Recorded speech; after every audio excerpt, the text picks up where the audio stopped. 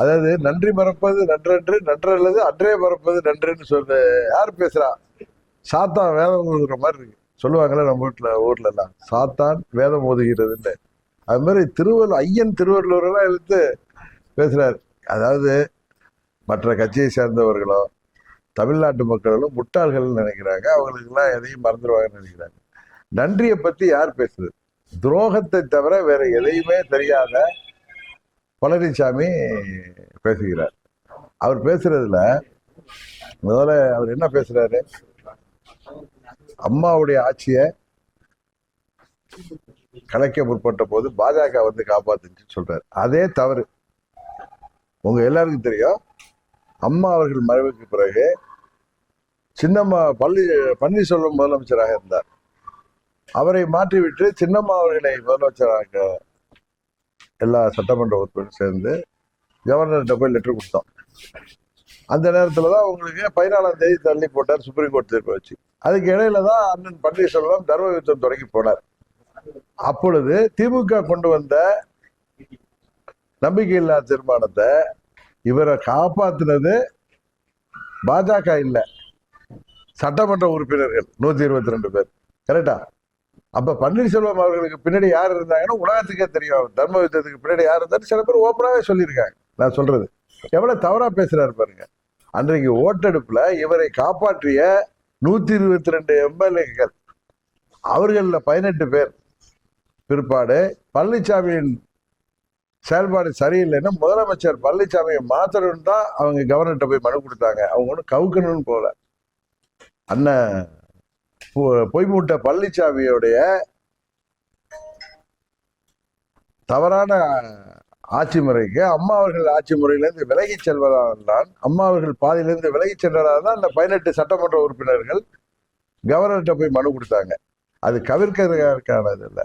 பழனிசாமி மாற்ற வேண்டும், எங்களுக்கு முதல்வர் மேல அதிருப்தி, அதனால் மீண்டும் எங்களுக்கு வாக்கெடுப்பு நடத்துவதற்கு அனுமதிக்க வேண்டும்.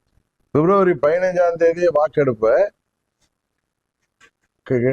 திமுக கொண்டு வந்த நம்பிக்கையில்லா தீர்மானம். அப்ப ஒன்றும் பாஜகவோ மத்திய அரசோ அவரை காப்பாத்தல. அன்றைக்கு பன்னீர்செல்வம் பிரச்சனைக்கு காரணம் என்ன என்பதை பழனிசாமி உட்பட தமிழ்நாட்டு மக்கள் எல்லோருக்கும் தெரியும். ஏன்னா அன்றைக்கு திரு பன்னீர்செல்வம் அவர்கள் 7ஆம் தேதி வரைக்கும் எங்களோட இருந்துட்டு போய் தர்ம யுத்தம் நடத்துனதை நான் சொல்லிதான் அங்க போய் இருந்தாருன்னு ஒரு பெரியவர் சொன்னார். அவருக்கு பின்னணியில யார் இருந்தாங்கன்னு தெரியும்.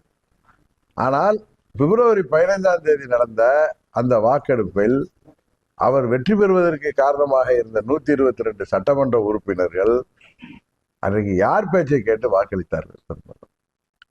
அதை அவர் மறந்துடுறார். எனக்காக வாக்களிச்சிருப்பாங்க அந்த மாபெரும் தலைவனுக்காக. அதுக்கு முன்னாடி அந்த கூவத்தூர்ல எங்க சித்தி டெல்லிக்கு போறதுக்கு முன்னாடி, பெங்களூருக்கு போறதுக்கு முன்னாடி அவரை தேர்ந்தெடுக்கணும்னு முடிவு பண்ணப்ப என்னிட்ட சொன்னார். திருப்பி சொல்றேன், முன்னாடியே நான் தான் சிஎம் கேண்டிடேட்னு சொல்லிடாதீங்க, நிறைய பேர் கையெழுத்து போட மாட்டாங்க, அதனால கையெழுத்துலாம் வாங்கிட்டே பேராதீங்கன்னு சொன்னது பழனிசாமி. இதை நான் முன்னையே சொல்லியிருக்கேன். அதுக்கு பிறகு எங்க சித்தி பெங்களூர் போனதுக்கு அப்புறம் அந்த வாக்கெடுப்பு நடந்தப்ப, சட்டமன்றத்துல நம்பிக்கையில்லா தீர்மானம் வந்தப்ப 122 எம்எல்ஏக்களை எத்தனை பேர் பிச்சுக்கிட்டு போக இருந்தாங்க, அவங்களெல்லாம் யார் தடுத்து நிறுத்தியது? செம்மலையெல்லாம் தாண்டி குச்சி ஓடினார் பழனிசாமினா நாங்க இருக்க மாட்டோம் சொல்றேன். அப்ப அந்த வாக்கெடுப்பில் அவரை காப்பாற்றிய 122 சட்டமன்ற உறுப்பினர்கள், பன்னீர்செல்வமும் 11 சட்டமன்ற உறுப்பினர்களும் எதிராக திமுகவை சேர்ந்து வாக்களித்த பொழுது 122 சட்டமன்ற உறுப்பினர்கள்ல 18 பேர் தான் திருப்பி போய் மனு கொடுத்தாங்க. சோ அதுல பாஜக காப்பாத்துல. அது 2வது முறை இவர் என்ன நீக்கிறப்ப டெல்லி சொல்லிதான் அந்த அண்ணனை நீக்கிட்டோம் அப்படின்னு இவர்கிட்ட கூட சொல்லியிருக்காரு. இவர் போய் கேட்டிருக்காரு, எதற்கு நீங்க 122 எம்எல்ஏல ஒருத்தர் இவர் போய் எதுக்கு நீங்க துணை பொதுச்செயலாளர், எதுக்கு நீங்க எல்லாம் சேர்ந்து கட்சி விட்டு நீக்கிறீங்கன்னு கேட்டது. இல்ல டெல்லி ஆட்சி போயிடும் இவர்கிட்ட சொல்லியிருக்காரு. டெல்லி அவர் இருந்தாருன்னா ஆட்சியராக நிற்காதுன்னு சொல்றதுனால அவரை வேற வழி இல்லாம நிக்கிறோம் அப்படின்னு அவர்கிட்ட சொல்லியிருக்காரு. எப்படியெல்லாம் போய் பேசுறாரு பாருங்க பழனிசாமி. இவர் என்ன கட்சியை விட்டு நீக்கிட்டு திடீர் திடீர்னு எல்லா அமைச்சர்கள் ஏப்ரல் 17ஆம் தேதி ஆர்கே நகர் சட்டமன்ற பொறுத்த நின்னதுக்கு அப்புறம் என்ன திடீர் திடீர்னு கட்சியை விட்டு நீக்கிட்டு இவர் கவுக்க முற்பட்டமா. அதற்கு முன்பு கொதித்தெழுந்த இவர் போன்ற 18 சட்டமன்ற உறுப்பினர்கள் பழனிசாமியை மாற்ற வேண்டும் என்றுதான் அவர்கள் கவர்னர்கிட்ட கோரிக்கை வச்சாங்க. அந்த மனு இன்னும் இருக்கு, அது அவர்கிட்ட இருக்கும். அவர் அவசர அவசரமா சபாநாயகரை வச்சு இவங்க எல்லாம் பதவி நீக்க செஞ்சார். அதாவது ஆட்சியை காப்பாற்றிய 18 சட்டமன்ற உறுப்பினர்களை எம்எல்ஏ பதவி நீக்கியது பழனிசாமி. அதனால நன்றிக்கும் அவருக்கு சம்பந்தம் இல்லை. அது போல பிஜேபிக்கு நான் நன்றியா இருப்பேன்னு சொல்றாரு. 24 பாராளுமன்ற தேர்தலுக்கு முன்னாடி எஸ்டிபிஐ மாநாட்டில் என்ன பேசினார்? 24 தேர்தல் மாத்திரம் இல்ல, பாராளுமன்ற தேர்தல் மாத்திரம் இல்ல, 26 சட்டமன்ற பொது தேர்தலில் நான் பிஜேபிக்கு கூட்டணிக்கு செல்ல மாட்டேன். டெல்லியில போய் 24 சட்டமன்ற பாராளுமன்ற பொது தேர்தலுக்கு முன்னாடி அவங்க தேசிய ஜனநாயக கூட்டணி கூட்டத்துல மோடி அவர்களுக்கு வலதுபுறம் உட்கார்ந்துட்டு திரும்பி ஓடி வந்தவர் பழனிசாமி. இன்றைக்கு பாவலா காமிக்கிறார். அது மாதிரி இன்னைக்கு பேசுறப்பையும் பன்னீர்செல்வத்தை இவரை சேர்த்து வைத்தது யார் என்று பன்னீர்செல்வமே சொல்லியிருக்காரு. மோடி அவர்கள் சொன்னதுனாலதான் நான் மீண்டும் வந்தேன். கவர்னர் அவர்கள் இவர்களை கை கோட்டு வச்சு அவர் 11 எம்எல்ஏக்கள் வந்ததுனாலதான் இவர் ஆட்சி காப்பாற்றப்பட்டது. அதை எப்படியெல்லாம் எங்களுக்கு துரோகம் செய்தவரை திருப்பி சேர்த்துக்கிட்டார் அவர் பெரிய மனசு பண்ணி. என்னமா கட்சி ஆரம்பிச்சு என்னவோ 72ல இருந்து நடத்துறவர் மாதிரி பேசுறாரு. மற்றவர்களால் அவர் என்ன தேர்தலில் இருந்து ஜெயிச்சு முதலமைச்சர் வேட்பாளர் ஜெயிச்சு வந்தாரா? எப்படி எல்லாம் புருடா விடுறாரு தீராரில் இருந்துட்டு. அடுத்தது அவர் தன்னை ஒத்த தலைமையை மாத்திக்கணும்னு நினைச்சப்ப பன்னீர்செல்வம் அதை எதிர்க்கிறாரு, அதனால வெளியேறாரு. இன்னொன்னு நேற்று பேசுறப்ப சொல்றாரு, நான் யாருக்கும் பயப்பட மாட்டேன், நான் எங்களுக்கு தன்மானம் தான் முக்கியம்னு பேசுறது. இப்ப போய் டெல்லி போய் ஆதரவுக்கு தேட வேண்டிய அவசியம் இல்லை. அன்னைக்கு டெல்லிக்கு போனாரு மார்ச் மாசம். நான் எங்க டெல்லியில உள்ள தலைமை கழக கட்டிடத்தை பார்க்க போறேன்னு போயிட்டு 6 கார்கள் மாறி திருட்டுத்தனமா போய் ஹோம் மினிஸ்டரை பார்த்துட்டு வந்த பழனிசாமி. சரியாதானே? அதுக்கப்புறம் இன்றைக்கு அவர் என்னென்ன புருடா அவுட்லாம் பேசிட்டு இருக்காரு. ஆனா அவருக்கு ஆதரவாக சில ஊடகவியலாளர்கள் அவருக்கு தோல்ல தூக்கிக்கிட்டு ஆடிட்டு இருக்காங்க. இன்றைக்கு பழனிசாமி யாரோட கூட்டணி இருக்காரு? அவரும் பிஜேபியோட தான் இருக்கு. ஏற்கனவே பாமக இருந்துச்சு, தேமுதிமுக இருந்துச்சு, ஆளுங்கட்சியா இருந்தாங்க, பணபலம் நிறைய இருந்தது. அத்தனையும் இருந்து ஆளுங்கட்சி அதிகாரத்தை பயன்படுத்தி 2021 இவங்களால ஆட்சிக்கு வர முடியல. எத்தனை ஆயிரம் கோடி செலவு பண்ணாங்கன்னு உங்களுக்கு தெரியும். இந்த பகுதியில எல்லாம் எத்தனை தொகுதிகள்ல ஜெயிச்சாங்க, யார் ஜெயிச்சாங்க, எதன் மூலம் ஜெயிச்சாங்கன்னு தெரியும். இந்த பகுதியில நமது டெல்டாவிலேயே வேதாரண்யம், நன்னிலம், இங்க ஒரத்தநாடு, அங்க விஜயபாஸ்கர் 4 பேர் தான் ஜெயிச்சாங்க. 4 பேர் எதனால ஜெயிச்சாங்கன்னு உங்களுக்கு தெரியும். அது போல அவங்க இந்த தென்மண்டலத்தில் கொங்கு மண்டலத்துல இவர்களை ஏமாந்து மக்கள் வாக்களித்தவரை பாராளுமன்றத்துல என்ன பண்ணாங்கன்னு தெரியும். பழனிசாமி யாரையும் ஏமாற்ற முடியாது. அவருக்கு காவடி தூக்கும் சில ஊடகவியலாளர்கள் யோசிக்கணும். நீங்க வேணா அவருக்கு காவடி தூக்குங்க, அதுக்காக அடுத்தவங்க மேல நீங்க ரொம்ப பழனிசாமி பெரிய காந்தியோட பேரம் மாதிரி நீங்க பேசிட்டு மற்றவர்களை தாக்கி பேசுற உங்களை நாங்க தாக்க ஆரம்பிச்சோம்னா நீங்க முக்காடு போட்டுட்டு வெளியில வர முடியாது. அதுதான் உண்மை. சில பேரை நான் சொல்றேன், ஊடகத்துல தன்னிட்ட யூடியூப் இருக்குன்னு சொல்லிட்டு எதை வேணாலும் பேசுறது. இவர் ஏப்ரல் 12 வெளில போயிருக்கலாம்னு சொல்றது. நாங்க என்னைக்கு போடுவோம், எங்களுக்கு சில விஷயங்கள் சொல்லப்பட்டது. எங்கள் நலம் விரும்பிகள், நீங்கள் விரும்புகின்ற முதலமைச்சர் வேட்பாளர் வருவதற்கான வாய்ப்பு இருக்கு. அப்புறம் இன்னொன்னு சொல்றாரு, பாஜகவுக்கு நன்றியா இருப்பேன்னு சொல்லிட்டு திரு செங்கோட்டையன் அவர்களை மறைமுகமாக குற்றச்சாட்டுகின்ற விதமாக சில கைக்கூலிகள் செயல்படுகிறார்கள் சொல்றாரு. யாரு இப்ப செங்கோட்டையன் யாரோட கைக்கூலின்னு சொல்றாரு? டிடிவி தினகரனோட கைக்கூலியா, இல்ல ஓபிஎஸ் ஓட கைக்கூலியா? அவர் யாரை அடிக்கடி போய் சந்திக்கிறாரு, எங்க போய் சந்திக்கிறாரு? கரெக்டா? அதனால பழனிசாமி முன்னுக்கு பின் முரணாக பேசுவது, அவர் தோல்வி பயத்தில் உளர்வது தெரிகிறது. உறுதியாக இந்த தேர்தலில் பழனிசாமி தோற்கடிக்கப்படுவார். அதில் கூட்டணியில் உள்ளவர்கள் தான் யோசிக்கிறார். ஏன்னா தமிழ்நாட்டு மக்கள் உறுதியாக பழனிசாமி புறங்கு தள்ளுவார்கள். இதுதான் உண்மை. இன்னொன்று, எந்த காரணத்தை கொண்டு துரோகத்தை ஏற்றுக்கொண்டு நாங்கள் அவர்களுக்கு ஆதரவாக நாங்கள் எப்படி அந்த கூட்டணியில் இருக்க முடியும்? இப்ப ரங்கசாமி என்ன இருப்பார 18 சட்டமன்ற உறுப்பினர் உங்களுக்கு எல்லாம் தெரியும். அவர் என்ன காரணத்துக்காக வெளியேறினார், எதனால இன்னும் தெரியும். இன்னைக்கு எவ்வளவு ஸ்ட்ராங்கா அவர் தன்னுடைய அரசியல் பயணத்தை தொடங்குகிறார் என்பது தெரியும். அதனால பழனிசாமி போன்றவர்கள் பிதற்றுவதெல்லாம் பெருசா எடுத்துட்டு கேட்க வேணாம். அது வேண்டாம். டெல்லியில் உள்ளவர்களுக்கு வேண்டுமானால் அந்த 20% பெருசா தெரியலாம். அந்த 20% இந்த முறை 10% கீழே குறைய போகிறது என்பதுதான் உண்மை. இரட்டைலை வைத்துக் கொண்டு பணபலத்தை வைத்துக்கொண்டு அவர் இன்றைக்கு 21 தேர்தலிலே அந்த அளவுக்கு அவரால் பெற முடிந்தது. இந்த தேர்தலில் அதுவும் முடியாது என்பதுதான் உண்மை. அது இன்றைக்கு தமிழ்நாட்டு மக்கள் பலர் அவர் சொன்னார் பிரம்மாண்டமான கட்சி வரப்போகுதுன்னு. ஒரு சமயம் நான் நினைச்சிட்டு இருந்தேன், ராஜபக்சே இருக்கார்ல, அவருடைய கட்சி இங்கே ஆரம்பிக்கலாம், இல்லாட்டி இப்போ சிலோனில் ஒரு கவர்மெண்ட் வந்திருக்க புது கட்சி, அது வேணா கூட்டணி வைக்கலாம், வேற யாரும் வரமாட்டாங்க தெரியும் உங்களுக்கு. 4 கூட்டணிகள் அமைன்னு அதான் சொன்னேன். திமுக தலைமையில் ஒரு கூட்டணி, என்டிஏ கூட்டணி, விஜய் தலைமையில் ஒரு கூட்டணி, நாம் தமிழர் கட்சி முன்னெல்லாம் தனியாக நிற்பார், அவரும் இந்த முறை கூட்டணிக்கான மனநிலையில் இருக்காருன்னு எனக்கு தெரியும். அதனால 4 கூட்டணி வரும். அதனால பழனிசாமி இந்த முறை படுபாது தள்ளப்படுவார். அங்கு உள்ளவர்கள் இன்னும் டெல்லியில உள்ளவங்க டிடிவியை சரி பண்ணிடுவாங்க, அவர் நம்ம கூட வந்துடுவாரு அப்படின்னு அவங்க பகல் கனவு கண்டால், உண்மையிலேயே இந்த முறை அவர்கள் சாரி, நீங்கள் தோற்றால் அதற்கு நாங்கள் காரணம் அல்ல, அம்மா அவர்களின் கட்சி தோற்றால் அதற்கு டிடிவி தினகரனோ எங்களை சேர்ந்தவர்களோ காரணம் இல்லை. நீங்கள் தவறியதை அதை திருத்திக் கொள்ளவில்லை என்றால் அது எங்களுடைய தவறல்ல, உங்களுடைய தவறு. செங்கோட்டையன் வந்து டைம் கொடுத்து 10 நிமிஷத்தோட முடிஞ்சிச்சு. அவர் என்ன சொல்லியிருந்தாரு அப்படின்னா, யாரெல்லாம் பிரிந்தார்களோ அவங்களையெல்லாம் ஒன்றிணைக்கிறது தான் என்னுடைய பணியா இருக்குன்னு சொன்னாங்க. ஏன்னா அரசியல வர மாட்டேங்குது. இப்போ பிரிஞ்சவங்க எல்லாத்தையும் அவர் பேச்சுவார்த்தை இருக்கிறாரா? அவர் அது தெரியல. என்னட்டெல்லாம் அவரு ஒரு சீனியர் மேன். நான் அவங்க கூட போய் இணையறதுக்கு சான்ஸே கிடையாது சார். அம்மா மக்கள் முன்னேற்ற கழகம் ஏற்கனவே தேசிய ஜனநாயக கூட்டணியில் இருந்தோம். புதிதாக தான் பழனிசாமி ஏறினார். நான் 4 மாதம் பொறுமையாக இருந்தது. சில நல விரும்பிகள் எங்களுக்கு மகிழ்ச்சி அளிக்கின்ற சில கருத்துக்களை சொன்னார்கள். அது நடக்கும் என்று வெயிட் பண்ணோம். அதுதான் திரு பாண்டே அவர்களுக்கும் இன்னும் தாண்டி குதிக்கிறவர்களுக்கு சொல்றோம். அது டெல்லிக்கு அடிக்கடி செங்கோட்டையன் போயிட்டு வந்தது உங்களுக்கு தெரியும், யாரையெல்லாம் சந்தித்தது தெரியும். நான் டெல்லிக்கு போயிட்டு வந்து யாரையெல்லாம் சந்தித்தது, அது முக்கியமான நலம் விரும்பிகள் எங்களிடம் சொன்ன தகவலின் அடிப்படையில தான் நாங்கள் பொறுமை காத்தமே தவிர, அது வரைக்கும் பழனிசாமியை எப்படி ஏற்றுக்கணும்? அம்மா மக்கள் முன்னேற்றம் ஏற்றுக்கொள்ள முடியுமா? அதனால அவர்கள் கொஞ்சம் புரிஞ்சுக்கணும். அன்னைக்கே சொல்லலை, இன்னைக்கே இவங்க யூடியூப் சேனல் நடத்துறதுக்கு, இவங்க டைமை ஃபுல் பண்றதுக்கு எங்களை இழுத்தால் நாங்கள் இன்னும் அடுத்த கட்டம் தாண்டி அவர்களை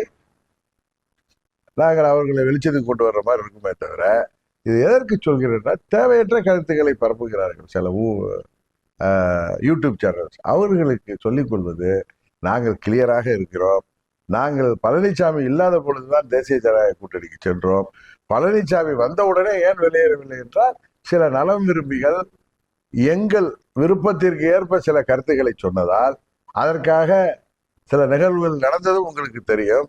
எதற்காக செங்கோட்டையன் எங்கெல்லாம் பறந்து சென்று வந்தார் என்பதும் உங்களுக்கு தெரியும். இப்பொழுதும் எங்கெல்லாம் சென்று வருகிறார் என்பதும் தெரியும்.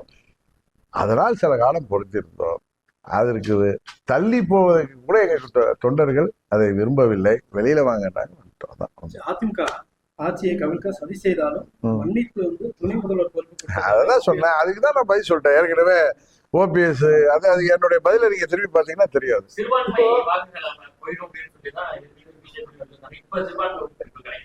அவர் அப்பவே சிறுபான்மை வாக்குகள் கிடைக்காது. ஏன்னா பழனிசாமி ஒரு நம்பகத்தன்மையற்ற ஒரு மனிதர் என்பது எல்லாருக்கும் தெரியும். நீங்க அடுத்தவங்களுக்கு துரோகம் பண்ணதை பார்த்தாலே எல்லாரும் யாருக்கு துரோகம் பண்ணது?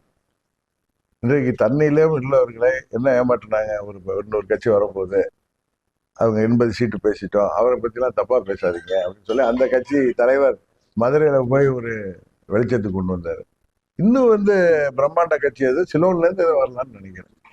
இல்ல ஆந்திராவில் உள்ள ஏதாவது ஒரு கட்சி இவரோட கூட்டணிக்கு வரலான்னு நினைக்கிறேன். அதிமுக கவிழ்க்க நினைத்த சில பேரை மன்னிச்சு அவங்க துணை முதலமைச்சர் அதான்ப்பா. அதான் நான் முன்னாடியே என் பதில திரும்பி பாத்தீங்கன்னா, திரு பன்னீர்செல்வம் அவர்கள் எதற்காக அங்க திருப்பி சென்றாரு எல்லாத்தையும் பதில் சொல்லிட்டேன். கரெக்டா? அது ஆட்சியை அவர் 11 எம்எல்ஏக்களோட எங்க 18 எம்எல்ஏக்கள் இல்லாத சமயத்துல ஆட்சியை காப்பாற்றுவதற்கு பிரதமர் சொல்லிதான் போனேன்னு சொன்னாரு. அது திரும்ப திரும்ப கேட்கறீங்க. நான் தான் சொன்னேன். என்னுடைய முதல் பதில பாத்தீங்கன்னா உங்களுடைய அத்தனை கேள்விக்கும் பதில் இருக்கு. கரெக்டு தானே சார்? புனிதமா பார்க்கப்படும் அதிமுக தலைமை அலுவலகத்தை அடித்து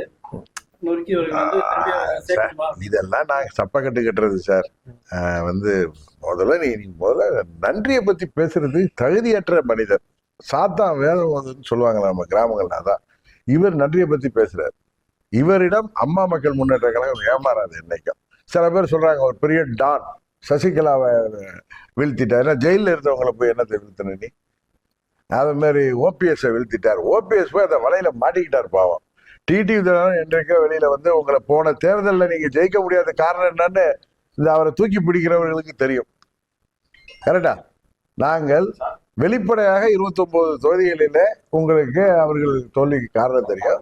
கிட்டத்தட்ட 60-80 தொகுதிகளிலும் தமிழ்நாடு முழுவதும் உள்ள மக்களுக்கு இந்த இயக்கம், அம்மாவின் இயக்கம் ஒன்றிணைந்தால்தான் அது நல்லது என்பது எண்ணம் உள்ளவர்களுக்கு நாங்கள் ஒன்றிணையாத போது இவர்கள் எத்தனைதான் 65 சீட்டு வாங்கியிருந்தாலும் அவர்கள் தோற்கடிக்கப்பட்டதுக்கு காரணம் என்ன என்பது அவரை அந்த டான் அவரை பத்தி பேசுறவங்களுக்கு தெரியும். ஒரு கட்சியில எல்லாரையும் பிடிச்சி வச்சுட்டு தலைவர் பதவியில இருக்கிறது வந்து பணபலமும் அன்றைக்கு ஆட்சி பலமும் இருந்தப்ப எல்லாரையும் ஏமாற்றி உட்கார்ந்துட்டு இருக்கலாம். இனி வர்ற தேர்தலில் அதோடைய பலனை அவர்கள் பார்க்க போகிறார்.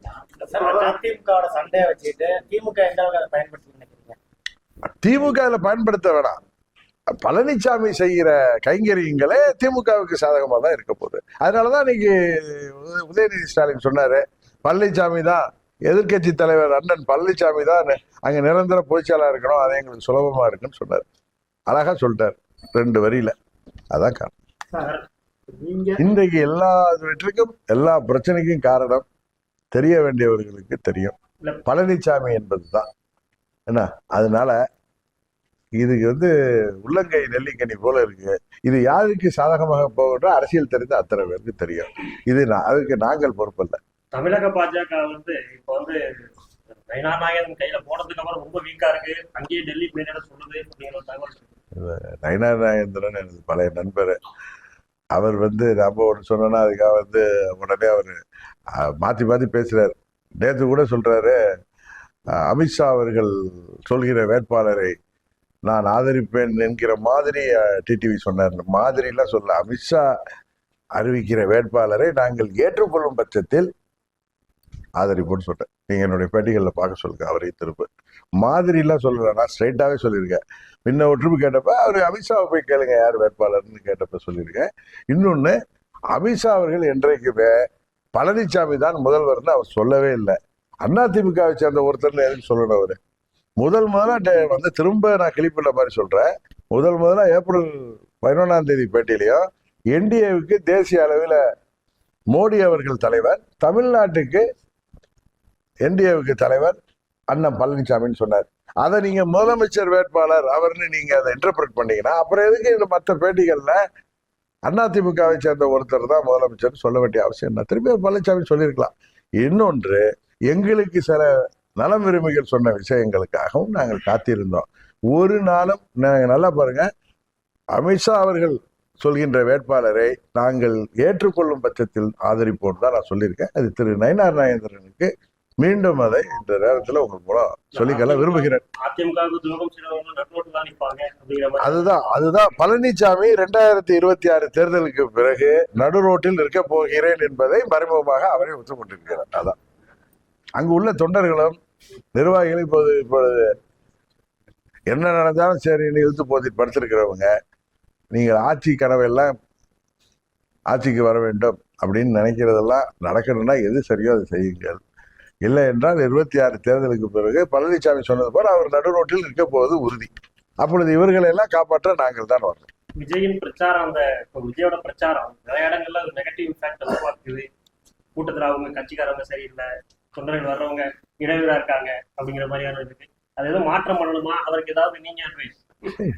இன்னொரு கட்சி தலைவருக்கு நாங்க அட்வைஸ் பண்ணேன். இதான் உங்க மாதிரி கன்சல்டன்சி நடத்திட்டு இருக்காங்க. என்ன சார் நீங்க இதெல்லாம் பேசிட்டு? அது ஒவ்வொரு கட்சியோடைய உள்ள நிர்வாகிகளும் அந்த தலைவரும் அதை பற்றி எல்லாம் அவங்க தான் அதை சரி செஞ்சுக்கிறோம். எங்க கட்சியில என்ன சரி பண்ணணும் நீங்க அட்வைஸ் சொல்லுங்க, நான் கேட்டுக்கிறேன். பழனிசாமியோட போகணுங்கிறீங்களா நீங்க அட்வைஸ்? அதுக்கு நாங்க தூக்குமாடி கூட தொங்கிடுவோம் நாங்கெல்லாம். நீங்க கூட்டணிக்கு இல்ல, நான் தான் கிளியரா சொல்லிட்டேன். அன்னைக்கு பூலித்தேவன் நினைவிடத்துல ஃபர்ஸ்ட் ஆரம்பிச்சேன். நாங்க வந்து 24 கூட்டணி தேர்தலுக்கு பாரத பிரதமர் மோடி அவர்கள் மீண்டும் வெற்றி பெற வேண்டும் என்பதற்காக எந்தவித நிபந்தனையற்ற ஆதரவு அந்த தேர்தலில் கொடுத்தோம். இது 26 தேர்தல், தமிழ்நாட்டு முதலமைச்சரை தேர்ந்தெடுக்கின்ற தேர்தல். இதற்கு எங்கள் அம்மா மக்கள் கழகத்தின் நிலைப்பாட்டை டிசம்பர் மாதத்தில் அறிவிப்போம், எங்கள் கூட்டணி நிலைப்பாட்டை அறிவிப்போம்னு சொன்னேன். அதனால கொஞ்சம் எங்களுக்கு கால அவகாசம் கொடுங்க. டிசம்பர் மாதத்துல அம்மா மக்கள் முன்னேற்ற கழகத்திற்கு சிறப்பான ஒரு கூட்டணி அமையும். இன்னும் சொல்ல போறேன், நாங்கள் அம்மா மக்கள் முன்னேற்ற கழகம் இடம்பெறுகின்ற கூட்டணி உறுதியாக ஆட்சி அமைக்கும். அதுதான் வெற்றி கூட்டணியாக இருக்கும். இல்லங்க, நீங்க இல்ல நீ அதுல இது கேட்கட்டும், இது தப்பு கிடையாது. அது நீங்க இல்லங்க, 26 தேர்தல்ல உங்களுக்கு டிசம்பர் மாதத்துல எல்லாம் உங்களுக்கு தெரிய வந்துடும். இங்க தஞ்சாவூர் வருவாங்க அடிக்கடி, அப்ப கேளுங்க, அப்ப உங்களுக்கு தெரிஞ்சிடும்.